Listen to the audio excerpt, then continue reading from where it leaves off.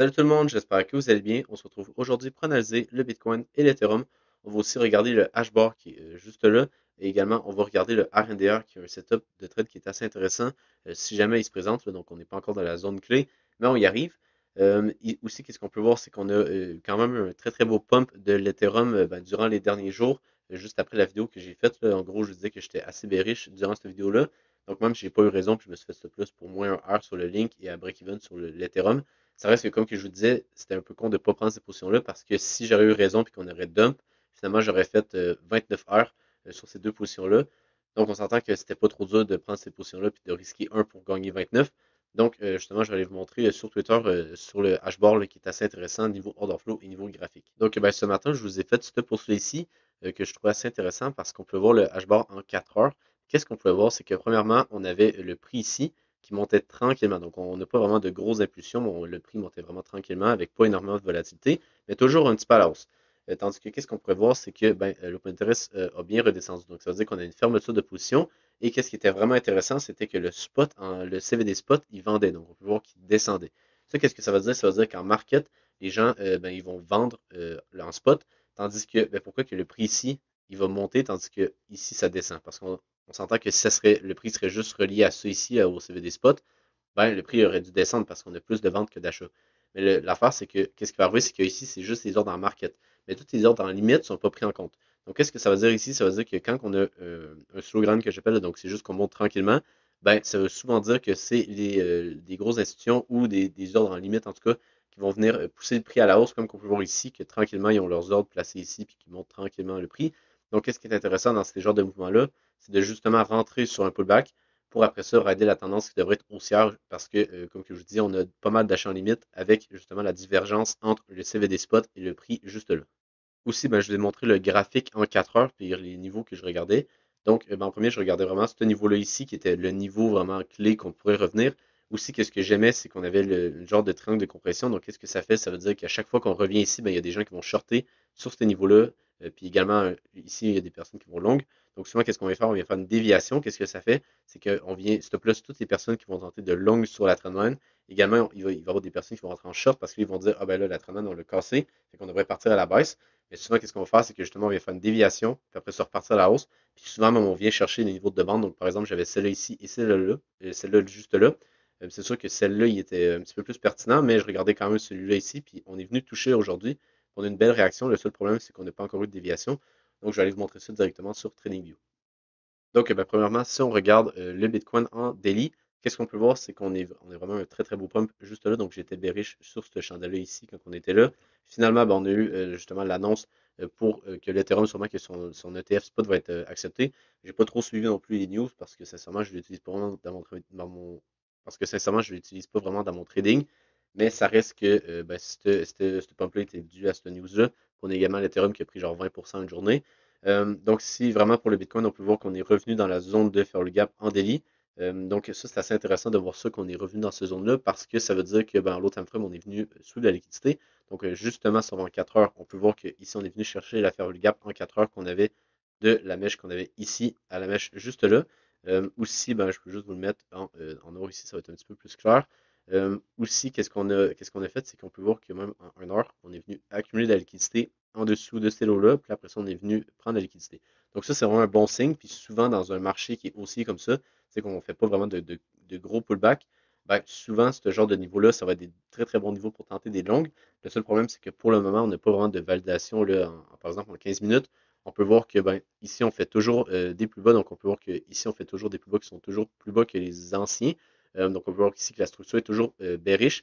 Mais si jamais on veut faire un niveau plus haut, ça voudrait dire qu'à partir d'ici ou même là, ça serait vraiment un changement de la structure. Donc, on passerait ici de baissier sur ce time frame-là à maintenant haussier juste là. Donc, si jamais on veut faire un niveau plus haut, là, ça serait intéressant de regarder pour des niveaux clés pour tenter des longues sur ces niveaux-là et venir target justement les highs qu'on a là. Je pense pas que le high qu'on a fait ici, c'est un high qui va durer longtemps. D'après, on venait le chercher, on peut voir qu'on laisse de la liquidité. Ça m'étonnerait vraiment là, que ici, on laisse ce niveau-là, puis qu'on ne revienne jamais, puis qu'on fait juste dump ici. Je pense qu'on a beaucoup plus de chances ici de repartir directement à partir de ce niveau-là et de pump pour venir chercher le high qu'on a ici. Et sûrement, en même temps, venir chercher un nouvel ATH. Donc ça, c'est vraiment un bon signe. Justement, le pump qu'on a eu ici, ben, c'était vraiment on a eu vraiment une confirmation que la tendance devrait continuer. Parce que si on va en 2 jours, premièrement, qu'est-ce qu'on a eu? C'est qu'on a eu une clôture au-dessus de l'ancien plus haut qu'on avait juste là. Donc ça veut dire qu'on est passé haussier en 2 jours. Parce que si on regarde à partir du high qu'on a là, on faisait toujours des plus bas qui étaient toujours plus bas juste là avec des highs qui étaient toujours plus bas également. Donc c'était baissier en 2 jours. Mais là, à partir de cette bougie-là ici, ça veut dire que maintenant on est haussier. Donc ça, c'est vraiment un très très bon signe. Puis ça voudrait dire que ben, la tendance ici, on devrait continuer à la hausse.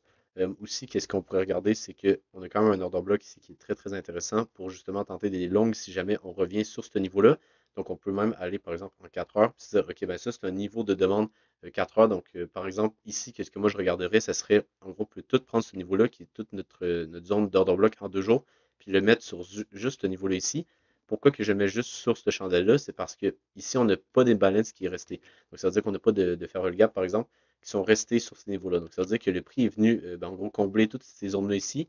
Et souvent, ben, ça veut dire que le prix, s'il revient, il va juste revenir ici pour après ce pump. Il ne va pas faire quelque chose comme ça ici pour après ce pump ici. Également, si on va en low time frame pour vraiment voir, OK, ben, si jamais on a des zones de faire le gap qui sont pas comblées. Donc, par exemple, ici, on en avait une juste là, mais on est venu la combler juste ici. Donc, ça, c'est correct. Ça veut dire que vraiment, le lot qu'on a là, il devrait être protégé. Puis même si on va en 1 heure ou en 30 minutes, je vous dirais que ouais, c'est vraiment un lot qui va être protégé ici. Donc, ça veut dire que théoriquement, on ne devrait pas revenir en dessous de ce lot-là. Donc, ça serait vraiment le niveau clé à justement tenter des longues si jamais on y revient. Parce que, comme que je vous disais, c'est une zone de demande en 2 jours. Et également, on l'a raffiné ici pour que ça soit une zone de demande un petit peu plus low time frame.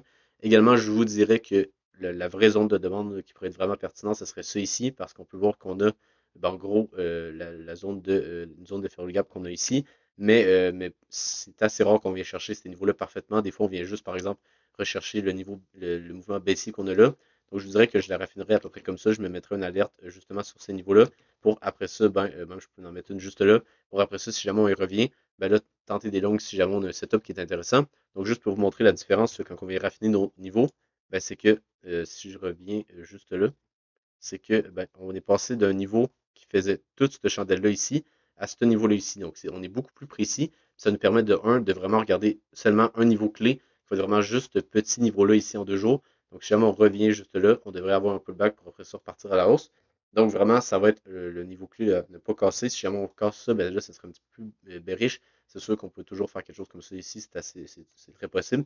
Mais ça reste que j'aimerais mieux qu'on ne casse pas ce niveau-là et qu'on passe directement parce que ça garderait notre tendance qui est haussière juste là. Ça serait vraiment le mieux, là, ça serait de vraiment garder ce niveau-là, de ne pas passer en dessous et de directement pump.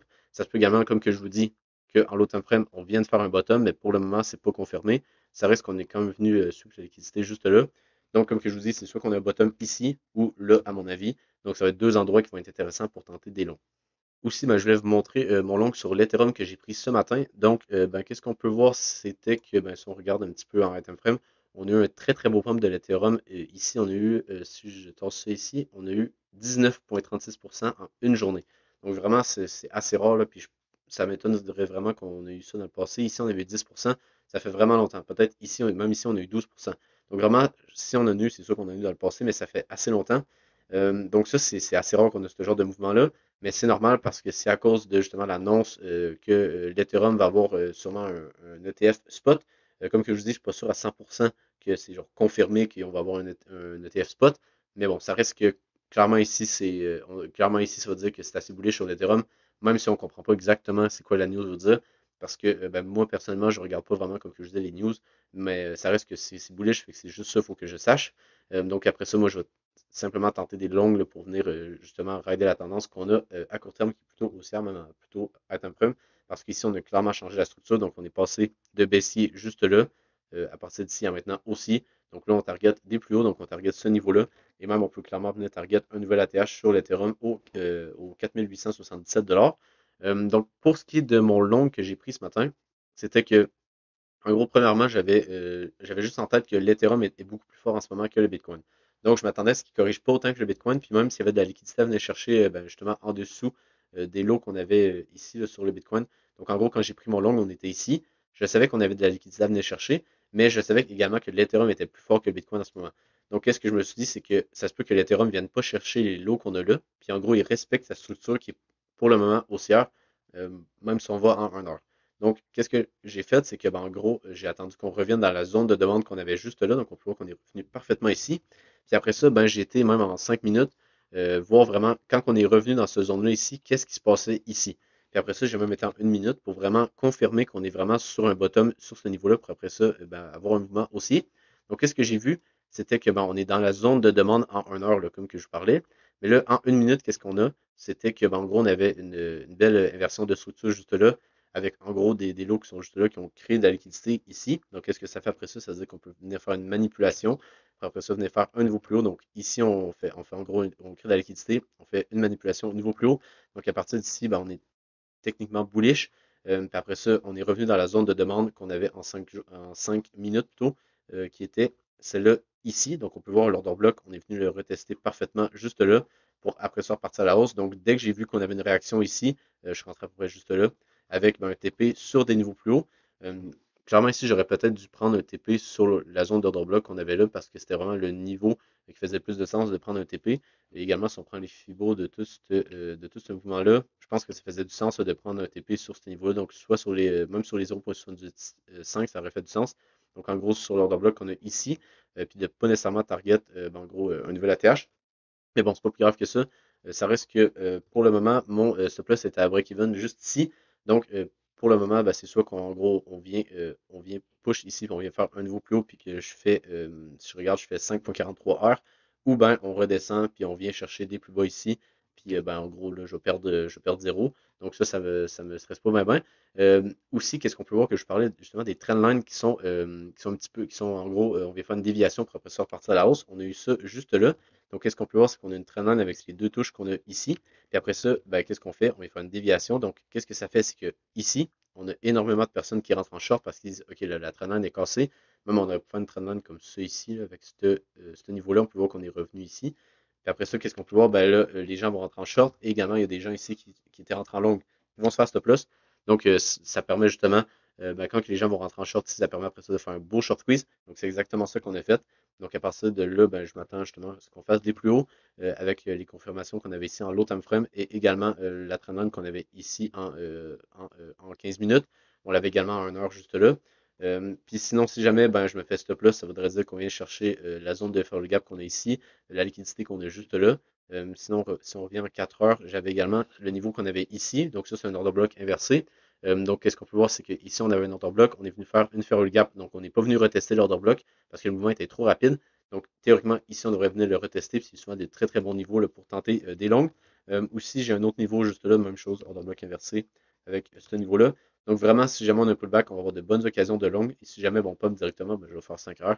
Donc, ça va pas non plus, ça va être très très bien. Donc, on va directement passer sur le hashbar là, que justement je vous montrais sur Twitter qui était assez intéressant. Donc, en gros, c'était le graphique du dashboard en 4 heures qu'on a là. Juste que j'avais zoomé un petit peu ici. En gros, on avait un très très beau pump juste là. Puis je vais également vous montrer en weekly un autre niveau clé qui était juste parfait. C'était que ici, on peut voir que ici, on a un order block juste là. Puis quand on est venu le passer, on peut voir une zone de fair gap juste ici. Donc, si on prend juste le corps de l'order block, parce que c'est souvent là qu'on va venir toucher, ben, qu'est-ce qu'on peut voir? On est venu faire une mèche parfaitement. Donc, en gros, si je reviens en 4 heures, la zone clé qu'on avait ici, on peut voir qu'on est venu faire une mèche parfaitement sur ce niveau-là. Mais bon, sinon, qu'est-ce qu'on peut voir, c'est qu'après ça, on a bien redescendu. On est venu où? On est venu chercher la zone de demande qu'on avait, même, on peut la mettre ici, là. Donc, la zone de demande juste là. On est venu la retester parfaitement. Après ça, on a un très très beau pump. Donc, également, ce niveau-là, c'est un niveau clairement de prendre des longues. Là, ça faisait du sens sur ce niveau-là. Sinon, en l'autre time qu'est-ce qu'on a? Ben, plutôt à court terme, c'est pas vraiment l'automne prime vu qu'on est en 4 heures. Ben, qu'est-ce qu'on a? C'est qu'on est venu encore une fois retester la trendline. Mais moi, personnellement, je ne vais pas prendre de longue parce que j'aurais aimé ça qu'on ait quelque chose comme ça ici. Donc, on vient de faire une déviation pour après ça repartir. Mais ouais, j'aime pas trop qu'on vienne juste toucher la zone de demande. J'aimerais ça qu'on ait un petit peu plus de déviation. Et puis justement, vu que je suis en longue également sur l'Ethereum, ça me dérange pas vraiment de ne pas prendre de longue sur l'hashboard. Également, si on va en 1 heure, qu'est-ce qu'on peut voir? C'est qu'on a quand même eu un beau rebond. Mais bon, j'aimerais quand même mieux que peut-être on revienne chercher même ce niveau-là ici. Ça ferait un petit peu plus de sens que de directement long ici. Ça reste que l'order flow est toujours assez bullish, là. Donc, je m'attendrais à ce qu'on vienne chercher le high qu'on a ici en 1 heure. Donc, à partir des 0,12 $, je m'attends à ce qu'on vienne chercher ce niveau-là. Mais sinon, ça va être pas mal tout pour le hashboard. C'était vraiment pour vous montrer que, ben, en gros, quand le prix ici monte tranquillement, allez voir l'order flow. Si jamais on a vraiment de la chance spot parce qu'on peut voir que le CVD spot descend, mais que le prix monte, ben, c'est souvent un signe assez bullish. Donc, ça se peut que même ici, on repart directement à la hausse, vu qu'on est venu chercher un niveau de demande. Et comme que je vous dis, j'aimerais ça qu'on revienne un petit peu plus bas. Puis également, si on prend tout le mouvement ici, donc les Fibos de ce plus bas-là à ce plus haut-là, on n'est même pas sur les 0,5 sur cette entrée-là. Donc, ça non plus, j'aime pas vraiment. J'aimerais mieux qu'on revienne chercher la zone OTE, donc entre les 0,618 et les 0,786. Ça serait vraiment le niveau parfait pour tenter un long. Donc, je vais vraiment être patient là, ici sur le H-bar, puis ben, attendre que ce niveau-là vienne toucher. À part si on vient faire une déviation comme ça ici, là, ce serait peut-être intéressant pour tenter un long, mais pour l'instant, ce n'est pas vraiment. Aussi, ben, qu'est-ce que je voulais vous montrer, c'était le RNDR qui est assez intéressant parce que qu'est-ce qu'on peut voir, c'est que en gros, on est venu chercher un order block sur ce niveau-là ici. Donc, on est venu mitiguer cet order block-là juste là. Pour le moment, on n'est pas venu chercher ces high-là ici. Donc, pour le moment, ces high-là sont protégés. Également, si on va en 2 heures, par exemple, ben, en gros, j'avais noté qu'on avait quand même de la liquidité. Donc, quand on était ici, ben, je voulais tenter un short parce que je voyais que clairement, on était venu chercher un order block. Puis, ben, la tendance était plutôt baissière. Mais quand que j'ai vu que de un, on crée de la liquidité juste là, je me disais, OK, c'est peut-être pas nécessairement le meilleur moment pour tenter des shorts pour peut-être attendre qu'on revienne faire un deuxième retest de l'order block. Donc, ça arrive souvent qu'on revient faire, par exemple, on vient retester une première fois l'order block, mais pas de façon très, très agressive comme qu'on a là, pour après ça créer de la liquidité, revenir chercher l'order block, puis là, après ça dump. Donc là, ça nous fait un double top juste là, donc un gros M avec la neckline qui est juste ici. Donc, après ça, c'était vraiment ça que je regardais. Donc, qu'est-ce qu'on peut voir? On est venu chercher ce niveau-là parfaitement. Donc, après ça, ben, moi, je voudrais plutôt tenter des shorts là, sur le RNDR à court terme. C'est sûr que là, il y a eu pas mal de volatilité. Donc, il n'y a pas vraiment de setup à prendre ici, je vous dirais. Mais qu'est-ce que j'aimerais, ça serait simplement qu'on ait un petit peu plus de price action vers le haut comme ça, qu'on revienne tester les highs qu'on a là. Puis là, si jamais on accumule de la liquidité puis qu'on vient faire une petite inversion de structure, là, ça serait intéressant.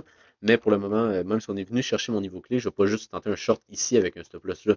Je vais attendre qu'on ait des confirmations low time frame pour après ça tenter des shorts.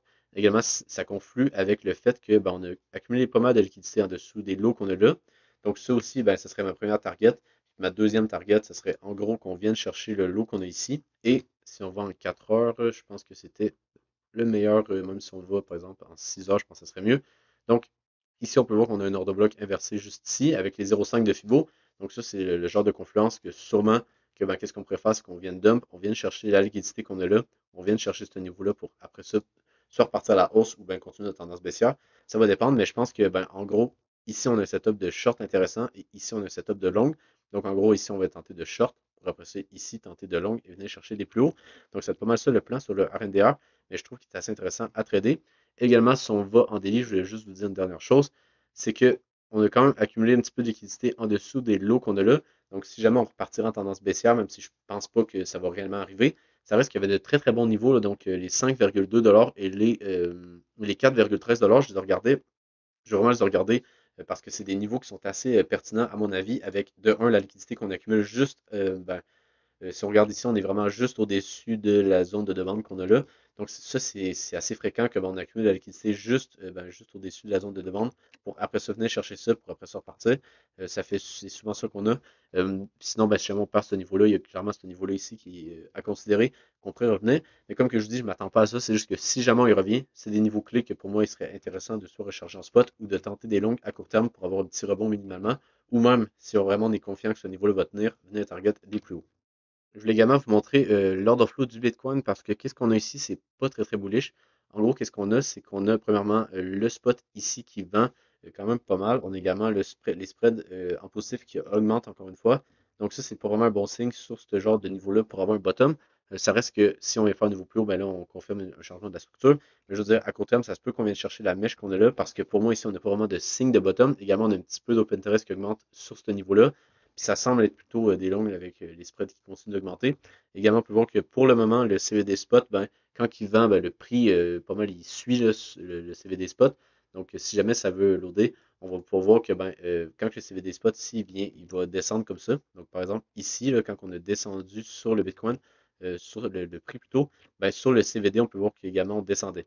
Donc, si par exemple, qu'est-ce qui aurait été vraiment bearish, ça aurait été que, par exemple, on ait le CVD qui monte, tandis que le prix descend. Donc ça voudrait dire que ça serait des ordres en limite qui viennent faire descendre le prix. Donc c'est un petit peu l'inverse de ce que je vous montrais sur le H-bar. Mais vraiment, à court terme, le CVD est assez corrélé avec le Bitcoin. Donc, on peut pas vraiment regarder de divergence, là. Ça reste qu'on va faire un niveau plus bas ici sur le CVD, on va faire un niveau plus bas sur le Bitcoin. Donc, c'est plutôt à surveiller, voir si jamais on vient faire un nouveau plus bas, puis après ça, on pourrait peut-être avoir une tendance haussière. Mais à court terme, là, c'est pas ultra bullish là, sur l'ordre flow. Aussi, ben, je voulais vous montrer la différence avec l'Ethereum. Donc, qu'est-ce qu'on peut voir ici, c'est qu'on a eu énormément de CVD est vraiment très très bien monté avec le prix juste ici. Donc, par exemple, le Bitcoin, ça fait ça comme ça sur le CVD, tandis que sur l'Ethereum, c'est plutôt une tendance haussière. Donc, on peut voir ici qu'on vient faire un plus haut ici, un plus bas juste là. Après ça, un plus haut ici, un plus bas. Donc, c'est vraiment haussier sur le CVD. Puis ça, c'est qu'est-ce qu'on veut voir justement quand on est en long pour ben, justement avoir une continuation de la tendance haussière. Aussi, qu'est-ce qui est intéressant, c'est que depuis qu'on a le pump qu'on a ici, on a le CVD ici qui vend, tandis qu'on a le prix qui monte. Donc, encore une fois, une divergence haussière avec les ordres de market qui font baisser le CVD, tandis qu'on a des ordres en limite qui viennent faire monter le prix ici tranquillement. Donc, ça également, c'est un bon signe pour justement une consommation haussière. Donc, ben, si vous avez aimé la vidéo, n'hésitez pas à vous abonner sur Twitter et sur YouTube. Sinon, ben, je vous souhaite une bonne journée et on se retrouve pour une prochaine vidéo. Bye!